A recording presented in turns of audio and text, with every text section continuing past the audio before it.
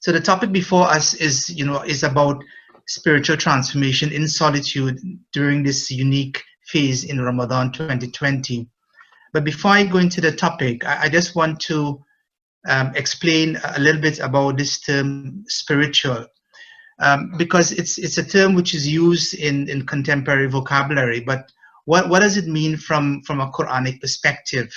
If we were to delve into the Quran and try to understand perhaps what is the best term which sort of equates with the word spiritual, we can think about the word al-ihsan.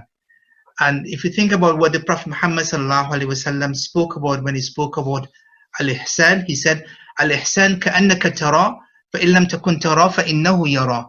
It is to worship Allah subhanahu wa ta'ala as though you see him, even though he does not see you. But this is the way that you worship Allah subhanahu wa ta'ala.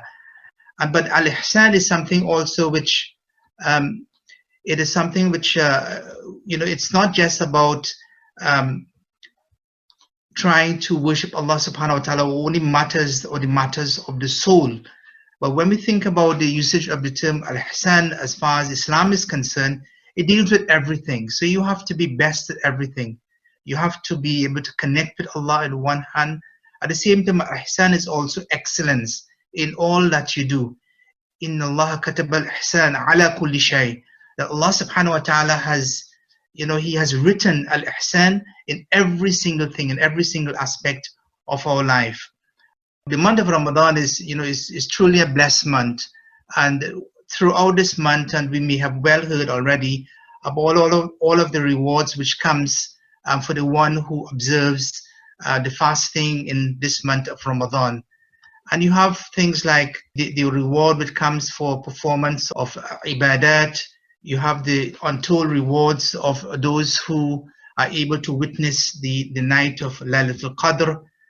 And for the Sahaba or the companions of the Prophet Muhammad sallallahu alaihi wasallam, Ramadan was a special time for them. It was a special time in that the companions of the Prophet Muhammad sallallahu alaihi wasallam, they used to look at Ramadan as almost as the focal point of the year. They used to use the previous 5-6 months before the month of Ramadan almost to prepare for the month of Ramadan. And then the Ramadan will come, and then they would use the rest of the year to ask Allah subhanahu wa ta'ala to accept their Ramadan and to help them to be able to begin, to imbibe within themselves the lessons that they have learned during the month. So Ramadan is really the focal point of the Muslims' year calendar. Everything is focused upon Ramadan. But Ramadan 2020 is certainly going to be a difficult one, almost like a traumatic event. And we can see almost for some people, they might be undergoing what might be deemed or called a spiritual crisis as we try to protect ourselves by adopting social distancing, self-isolation in some instances. We find ourselves in the midst of a situation which is totally unprecedented, unexpected events that can truly affect each one of us. And this may well continue for many months and perhaps even for years, because COVID-19 is not going to go away anytime soon. It is going to continue rumbling along, and countries and societies will have to make decisions how they manage this particular pandemic. So for us as a Muslim community, we've seen what has happened.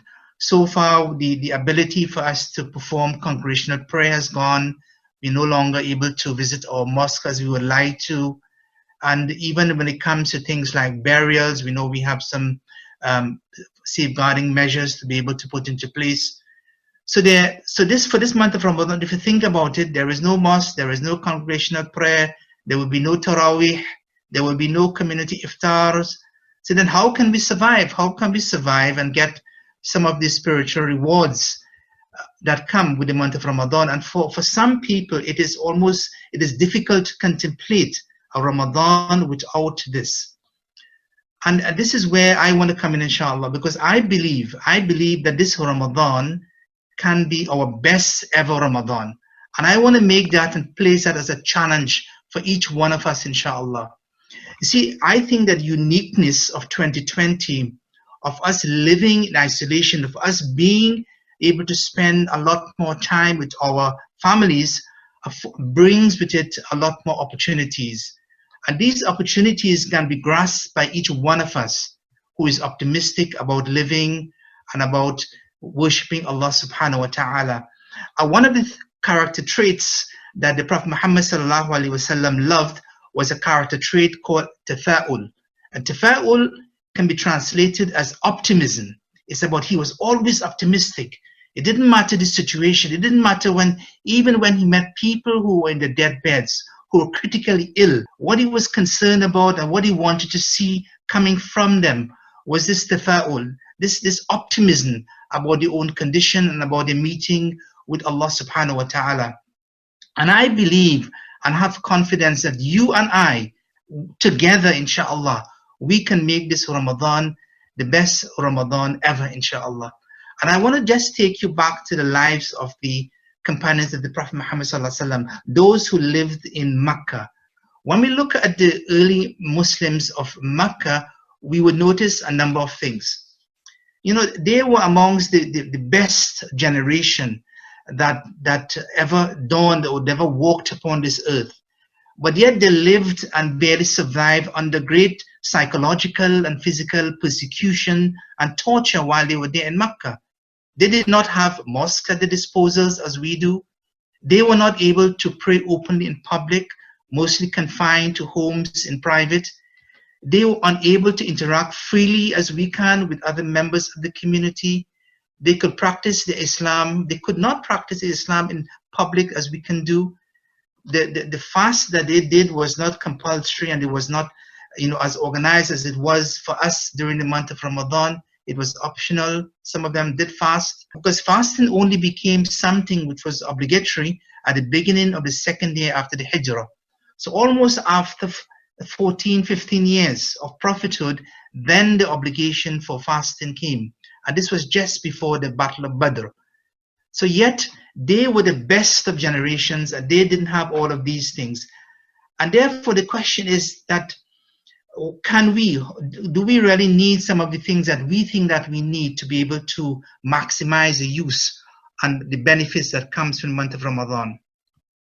And that is something I want us to be able to reflect upon, because even when you think about the Muslims in Medina, even after fasting became something which was obligatory, the food was limited.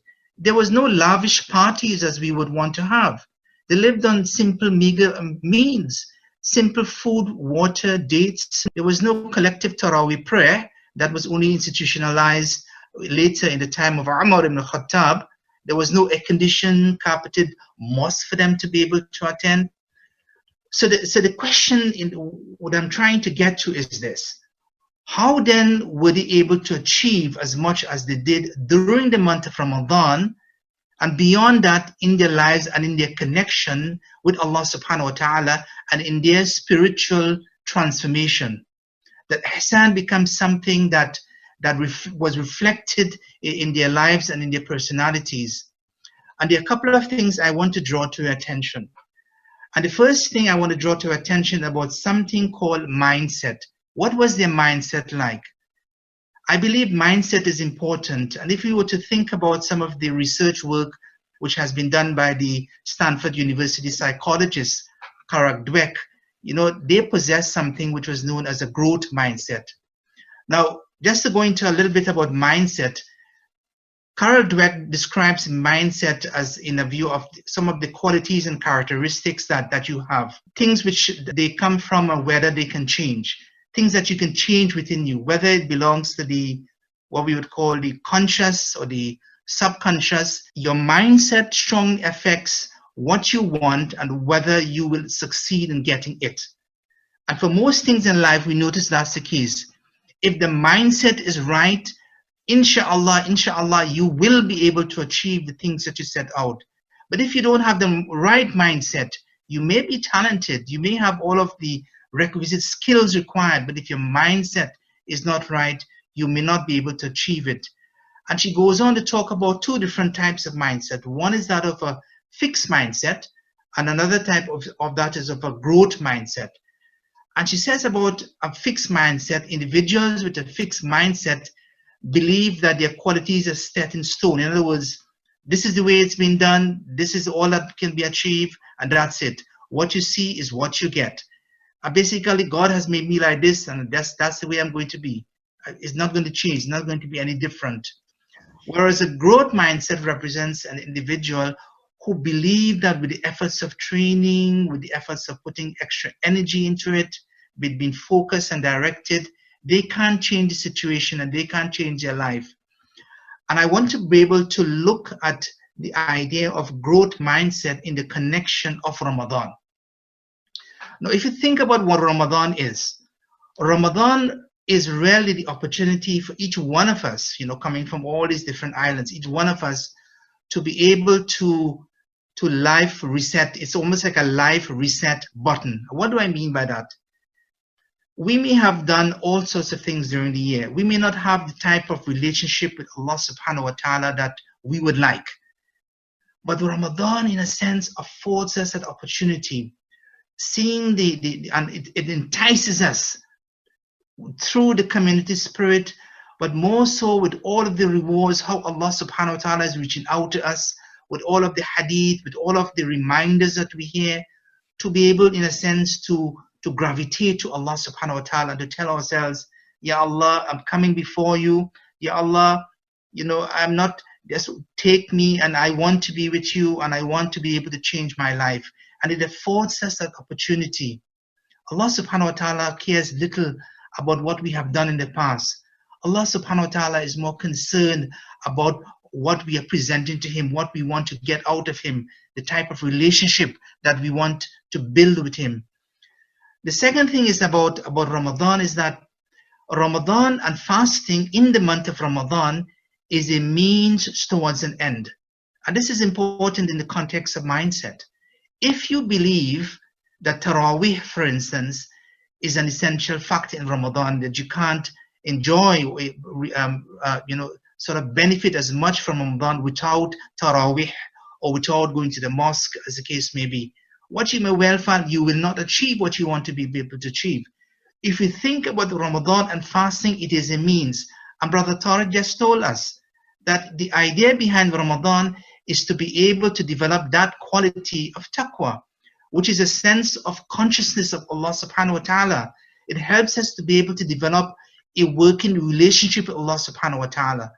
And if we understand that that is what we are after, then we can see that Ramadan, that fasting, that prayer, that the Quran that we recite in this month of Ramadan is really an opportunity for us to build that relate with Allah. And knowing that Allah subhanahu wa ta'ala is not just present within the confines of a mosque or within in a special place, but Allah subhanahu wa ta'ala is closer to us than even our jugular veins. He's within us. It is sometimes that we are far from him. Adhkuruni adhkurkum, that you remember me and I shall remember you. The moment that we bring Allah subhanahu wa ta'ala to mind, Allah subhanahu wa ta'ala is there. He has not gone away. We move away from him, but he is always close to us. The next thing about Ramadan is that Ramadan is about discipline. It's about trying to help us to be able to discipline our lives, whether it be with respect to the type of things that we eat and drink, whether it be for our sense of time and how we manage our time, whether it be for every single thing about it helps us to discipline. And by instituting fasting in the month of Ramadan, what Allah subhanahu wa ta'ala has done is that Allah subhanahu wa ta'ala has broken the cycle of doing things, of habit. The cycle of our normal daily habit has been broken. And suddenly our lives is changed upside down. We have to get up at a different time. We have to go to sleep at a different time. We have to particular time. So these are things which is different. So it's about breaking that habit, but developing discipline. So therefore, the next thing, and I want you to take note of this point, is that do not view fasting simply as a duty. That, Ramadan is something which is an obligation upon me. I must get it done. Of course, that is the case. But that is just the very first stage of the way that you should consider Ramadan. Think more of Ramadan as a right. Is the right that you have, a God-given right that you have to be able to fast and experience the month of Ramadan and all the rewards that Ramadan brings. And beyond a right, think about it more so as a privilege. That Allah subhanahu wa ta'ala has privileged you to be able to experience that month of Ramadan. If you think about it as a privilege, it is something that you'd be rushing for. You would want to get the most out of it. So think, and that's a change in your mindset. It's a change in the way that you think about things. It's a change of the level of enthusiasm, the level of motivation that you bring towards the month of Ramadan. And therefore, what you would see is that there's a change in the attitude that you would adopt. Your attitude would be one that is filled whereby you're careful about the way that you utilize your time, because it's a privilege. And if it's a privilege, you want to savor all the rewards which that privilege brings. It's about inculcating discipline, and you'll be looking carefully at how it is that you're able to develop the discipline traits that you feel that you're weak in. Remember that solitude, as we talk about here, solitude affords us the opportunity to turn off external noises and focus on us being able to build that one-to-one relationship with Allah subhanahu wa ta'ala. That's what it does. Sometimes with all of the external noises which comes around us during the month of Ramadan, with so many things taking place, that we forget that that primary focus of us being able to connect with Allah subhanahu wa ta'ala in our prayer, in our Quran reading, in our adhkar, in our dhikr and remembrance of Allah subhanahu wa ta'ala is not there. And therefore, if you were to start thinking about Ramadan like this, what you will be doing is not about simply surviving in the month of Ramadan. For many people, it's about survival. Can I make it to the end of Ramadan without food and drink in the way that it ought to be done? And then they sort of tap themselves on the back every time they're able to make through another day. And that might be their hurdle, but that's not the purpose. Allah subhanahu wa ta'ala is not there to make life difficult for us. Rather, Allah subhanahu wa ta'ala is there to make us thrive during the month of Ramadan. So that's the first one. It's about the point about mindset I wanted to draw to your attention. The second one is about goal setting. For most Muslims, the days preceding Ramadan is what I would call, one of fantasy. And the days, that comes after the month of Ramadan is almost like a reality check. It's like, your Facebook page of yourself, and then your realistic version of yourself that few are privy to. And in this fantasy phase, you seem to be filled with a lot of optimism, happiness, thinking about the shayateen will be changed, the devils will be changed. I will go every day for my Tarawih prayer. I will recite the Quran and do so much. I will read so many books. There are so many wishes. There are so many things I want to do. But then the reality is, as the days go by and during the month of Ramadan, and as it comes to an end, that when you reflect on it now, then you realize the month of Ramadan is all over. And then suddenly you realize that my goals are unfulfilled. And you go through almost like a phase of, of depression, of post-traumatic stress, not just post-traumatic stress, but depression sort of seems to set in now. And that's important for us. And if I were to give you a little exercise to do, to be able to draw a performance graph for yourself, let's say on the x-axis you were to put the time, and then on the y-axis you put your performance in each Ramadan. What you would I would want to know, what would it be like for you? Would it be something where you see that sloping line which is going up? Well, that's the way it's meant to be. Or would it be a line which is sloping down, and Ramadan seems to have less and less meaning in your life? Or would it be some sort of jagged line going up and down? And that's something important for us, because it helps us to understand what we're doing. When I've tried this exercise in the past with others, what I've found is that many people just couldn't even do the exercise. And the reason being is that they couldn't even remember how their last Ramadan was. They had no sense of recollection of it. And part of the reason is because they did not engage in planning for that month of Ramadan. And as the saying goes, by failing to prepare, you're preparing to fail. And that's exactly what happens to us. And the important thing about when we make plans for the month of Ramadan is really think about the amount of time that we have available to us.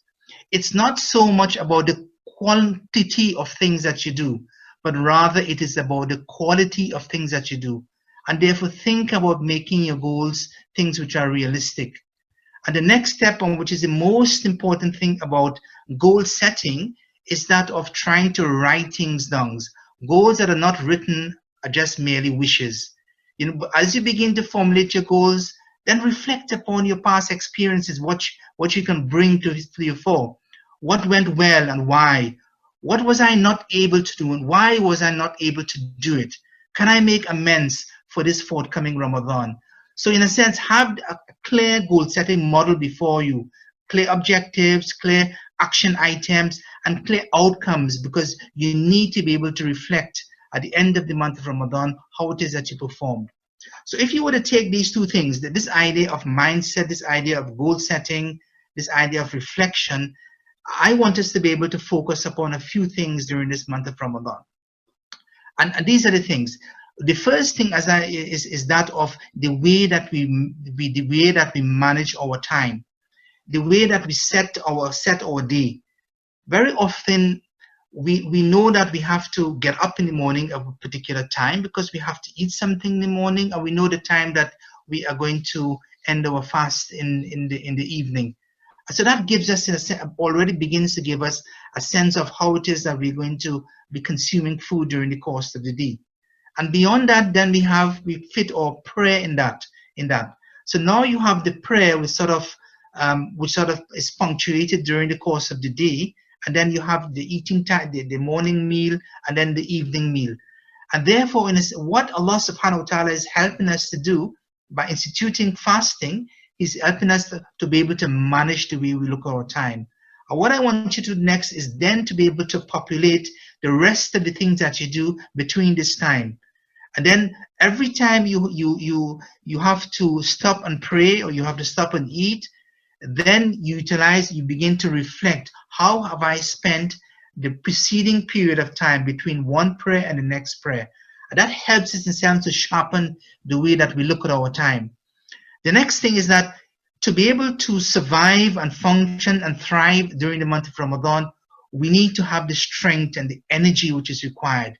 So many people become lethargic and they slumber and they spend so much of the time sleeping. And part of the reason for that is because their health condition is not in the best state. And therefore, we need to be careful about our dietary habits and exercise. And dietary habits is important because in the month of Ramadan, it's not simply a month whereby we binge on food or whereby we snack for the whole night, thinking that we want to be able to take in enough calories for the remainder of the day. That's not the case. It's about trying to be able to be able to consume that amount that you need, rather than being able to walk around with excess calories that you don't need. And if you do that, then you would find that you would have far more time at your disposal. The next thing is about exercise. Trying to incorporate an exercise regime in what you do. Once you begin to exercise, and one of the things which I would like to suggest that you do while you exercise, for instance, so just to give you an idea, so when I exercise for at least an hour and a half each morning, one of the things which I do is that I incorporate dhikr and Quran in my exercise, so that at least I know that I make it the habit that for my exercise, for that hour and a half that I am exercising, that there is dhikr and there is Quran. So at least for that morning, I have done an hour and a half dhikr and Quran in my exercise. So this is something, so you can bring the two of them together. And the important thing to look at is in the midst of all of this is to look at how all of these sort of mundane things that you do in your life, how is this linking you with Allah subhanahu wa ta'ala? And the next thing is that for your prayer and your dua. If in the same way that we taught about looking at our fasting as a privilege and as a right given to us by Allah subhanahu wa ta'ala, we can also do the same thing for our prayer. Trying to be able to improve not just the performance of the prayer in the prescribed time, the number of rak'ah, but also trying to look at performance, how much we are able to connect with Allah subhanahu wa ta'ala. Look at the quality of the prayer. The next thing, as Brother Tariq mentioned to us, is that of the Quran. And it's important for us to be able to develop a schedule for us to be able to study the Quran. Study the Quran, to be able to read the words of the Quran. And it's not simply about reading, and trying as a race to read the Quran to the end. It's more so about being able to understand that which you read and being able to look at the Quran as a book of hidayah, as a book of guidance, rather than simply as a book of thawab. Thawab will come, and there will be even, or blessings will come, and there will be even more of it if it is that you would benefit from the guidance of Allah subhanahu wa ta'ala. So we take, for instance, those ayahs of the Quran that Brother Tariq told us from Surah Ali Imran, chapter 3, verse 134, and some of the others. Or when we look at it, how does this relate to me? These qualities which Allah subhanahu wa ta'ala is talking about, do I possess them? How much of them do I have within me? Do you become self-reflective? What it is do I need to inculcate even more of them? What it is that I need to be able to do to change in my life? And then the next thing is that in this connection, I'm building that connection with Allah subhanahu wa ta'ala, and building that close relationship with Him. We need to be continuously involved in dhikr. Dhikr in our exercise, dhikr in our work, dhikr during the day, the more dhikr that we can do. And dhikr is not simply about reciting the same word over and over again. As I often say, when you think about utilizing words that we would commonly use, like Alhamdulillah, Subhanallah, Allahu Akbar, every Alhamdulillah, every Subhanallah, every Allahu Akbar has a different meaning. Every Alhamdulillah reflects your reflection and your summation of something that you need to praise and thank Allah subhanahu wa ta'ala for. So you need to be reflective. Once you've brought to your attention something that you have been recipient of from Allah subhanahu wa ta'ala, then when you say the words Alhamdulillah, it begins to have meaning.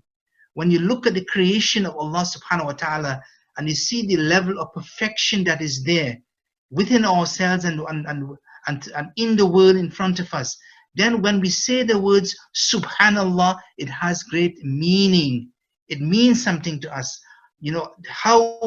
Glory be to Allah subhanahu wa ta'ala, how there is no imperfection which is there, which I can see in front of me in the universe. And most importantly, Ramadan is a time for us to be able to grow, and for us to be able to grow and develop as families. We are having a unique opportunity during this month of Ramadan. So as much as we want to have our own goals, our own plans, we need to also have a plan for the family as well, and sit together and be able to work out together and see if it is that we can compete with each other within the family to be able to achieve your goals. And all of the things that I mentioned before about time management, about dietary habits, dua, dhikr, Quran, all of these things relate not just to yourself, but it also relates to the family. And hopefully, inshallah, at the end of this, we will begin that process of developing that close relationship with Allah subhanahu wa ta'ala. And we will see that Ramadan and fasting is but a means to an end. And we would see that whatever Allah subhanahu wa ta'ala has given us, and these special times Allah subhanahu wa ta'ala has given us during this month of Ramadan, is really truly can be a blessing. It can be filled with tafa'ul, with optimism, as I mentioned before. أقول قولي هذا واستغفر الله. During the presentation, you mentioned that the fasting in Ramadan was meant to be able to create a connection with Allah subhanahu wa ta'ala. And I think this is a point that we need to emphasize, that because in the Quran Allah talks about taqwa, perhaps we may develop taqwa, attain taqwa. And one needs to ask the question, where is taqwa? The Prophet upon whom be peace has indicated taqwa lies where? In the heart, right? In the qalb. And the connection that we develop with Allah subhanahu wa ta'ala is a connection, therefore, that is a connection between Allah and the heart of the human being, the qalb of the human being, which is a place where taqwa is. And so I think this is what people need to really pay particular attention to, And do not forget this, and all the exercises, all the actions, all the good actions, all the good things that we do in Ramadan, all these things impact on the qalb. Every good action removes black spots from our hearts, right, and purifies our hearts. And the more the actions, more good actions that we do, the purer our hearts become, and our connection with Allah subhanahu wa ta'ala grows more and more. So it's about, I think, we need to really not lose the focus. The focus is about, the connecting, with Allah subhanahu wa ta'ala, and doing all those things, like making istighfar, reading Quran, all those things that will help our hearts to become in a better condition at the end of Ramadan, inshallah.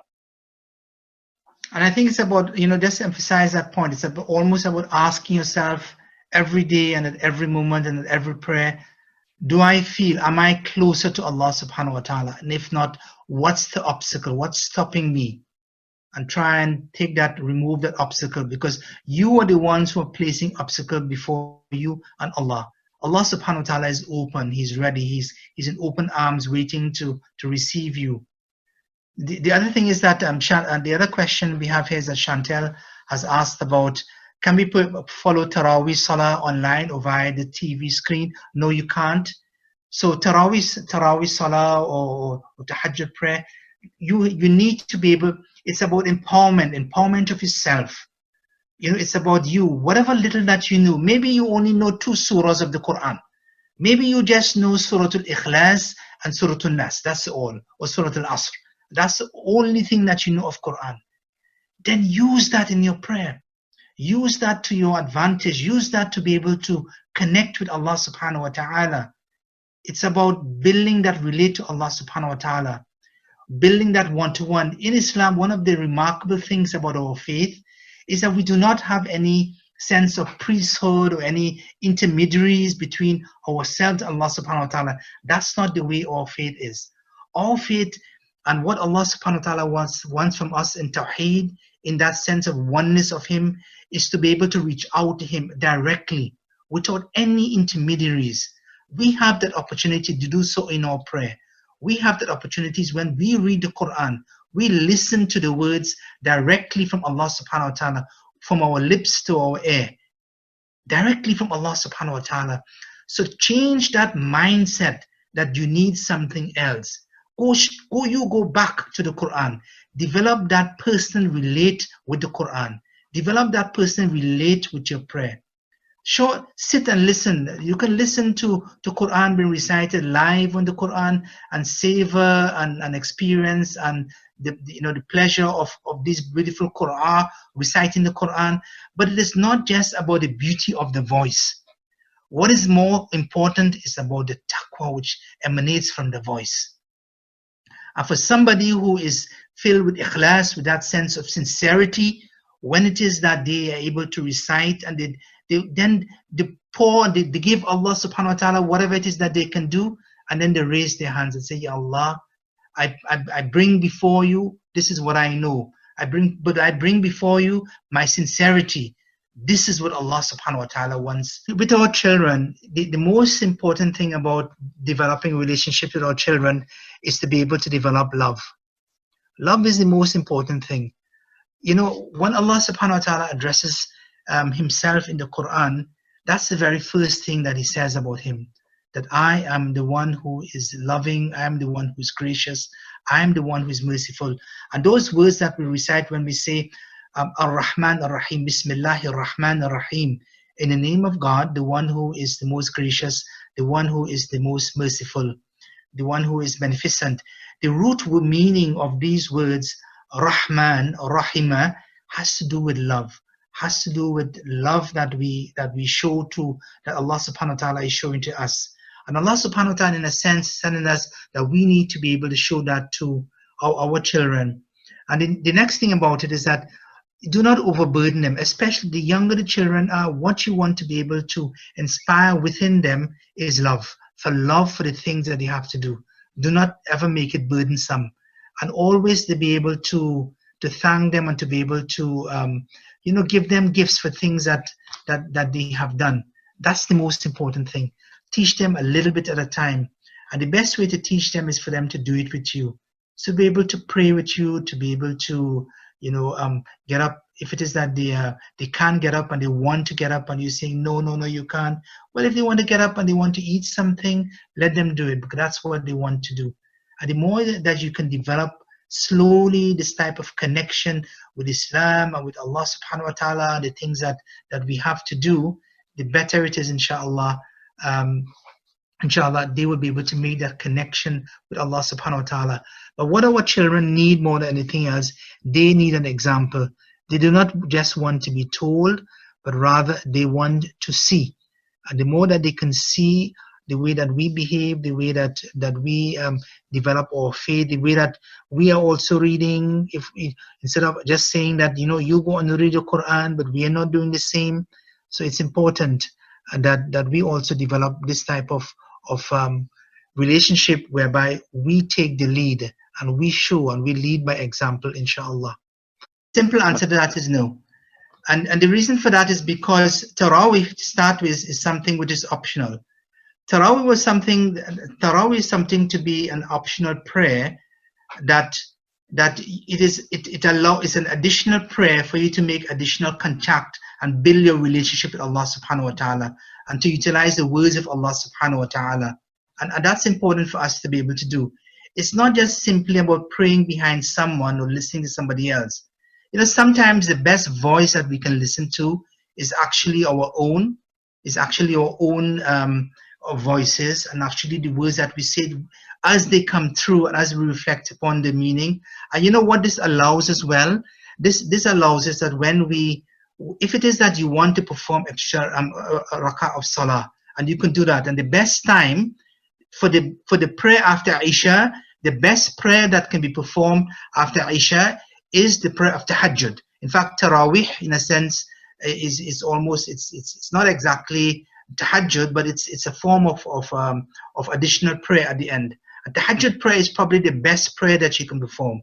A tahajjud, the best time for tahajjud prayer, even though tahajjud suggests that it's a time when you've been to sleep, and then you wake up, and then you stand before Allah subhanahu wa ta'ala.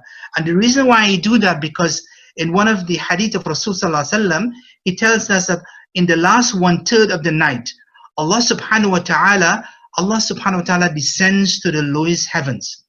And then Allah subhanahu wa ta'ala calls out to his creation, to all of us, is there anyone who is in need of my forgiveness? For I'm ready to forgive. Is there anyone who is in need of my mercy? For I am ready to have mercy upon them. Is there anyone who needs anything? For I am ready to be able to grant them this. And this is something that happens every night, every early in the morning, each day. And when it is that you're able to take advantage of that opportunity, you know what you can do? You can really recite, maybe it could be even 2 rak'ah of prayer. Taraweeh prayer or tahajjud prayer is not a fixed number of prayer. It's any amount that you can do. In cycles of 2 rak'ah, you can perform it. Cycles of 2 rak'ah, and you recite what it is that you know. What it is that you don't know, even if you want to use a mushaf, many of the imams have given us permission to be able to use mushaf, and that we use the mushaf and the Quran with us, and we can read from the Quran to read some of the surahs that we are learning, although we do not know very well. But the point about it is that one of the things that when we've been able to perform prayer at night, and certainly prayer in solitude, it affords you to be able to build that one-to-one relationship with Allah subhanahu wa ta'ala. And that is why when you look at the life of the Rasul sallallahu alaihi wasallam, you look at after he received the first revelation, and you look at the second and then third revelations in surahs Mudaththir, and what you would realize is that Allah subhanahu wa ta'ala emphasizes very much and asks the Rasul sallallahu alaihi wasallam, and makes compulsory upon the Rasul sallallahu alaihi wasallam to be able to pray at night.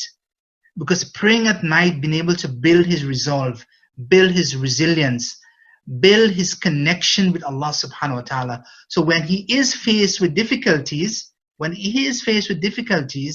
then he's able to draw upon all of that inner strength And it's all about trying to build that inner strength. So Chantel asks about how many rak'ah is required for Taraweeh. Any amount of rak'ah that you can pray. The word Taraweeh is simply a word which means that actually you take a break. So typically, if you look at the way it's done in the mosque, it's done, it's different amounts according to which part of the world that you might live. There's some places that you would perform 8. There's some places you perform 20. There's some places you perform 36. It doesn't really matter. If it is that you can only do 2 rak'ah of extra nawafil prayer, then perform 2. If it is that you can do some more, then perform more. But it's not about the quantity, it's about the quality. And so often when I go to the mosque on a typical year when there is Taraweeh, you see people, and it's almost as if they're dozing away. You see people who are looking at the watch, and they're looking at the clocks, and they're looking at themselves, and they just try to see, can I just remain awake just for a few more minutes so I can wait until the end? What surah has the Imam reached? Where are we now? And see them, because it's just about becomes tiresome. And that's not something that we can do. So the next question that Tamiz asked is congregational prayer in the masjid. What is the position with i'tikaf? Well, the position with i'tikaf is that you cannot do i'tikaf. It has to be done in the masjid, and of course, during this COVID-19, and with being able to not being able to go to the mosque, we would not be able to go to the mosque, so we cannot do i'tikaf at home. But we already it's in solitude at home. We are with our family. We can perform congregational prayer at home. So and this is an opportunity for us to be able to bring the family members together, and to be able to pray together in the home. And maybe this is something that we may have never done before. Maybe we've never broken, or we've never ate together with the family at home at the time of Maghrib, of Salat al-Maghrib. And this is a unique opportunity for us to do so. They have never been able to experience that family togetherness. And that's an opportunity for us to do, inshallah. This is really important, because this is time for to build even more bonds with the family, to be even extra nice to them, to be able to go out of your way, to be able to build that relate with them, and to be able to show them, no matter who they are, whether they be Muslim or not, but they are your siblings, they are your parents, they are your cousins, whoever they might be, and therefore to be able to come even closer to them, because this is what Allah subhanahu wa ta'ala wants from us. Allah subhanahu wa ta'ala does not want us to break and say, well, look, I'm a Muslim and this is what I'm doing, but being able to use that opportunity to be able to let them know what you're doing. And though it might be difficult, and though they may not be able to understand, but being able to use Ramadan and being able to use the resilience that you develop during the month of Ramadan to be able to help you and to be able to go out of your way, inshallah. So I think it's an opportunity for us to be able to develop even better our relationships with our non-Muslim family, if we are the only Muslims within that family.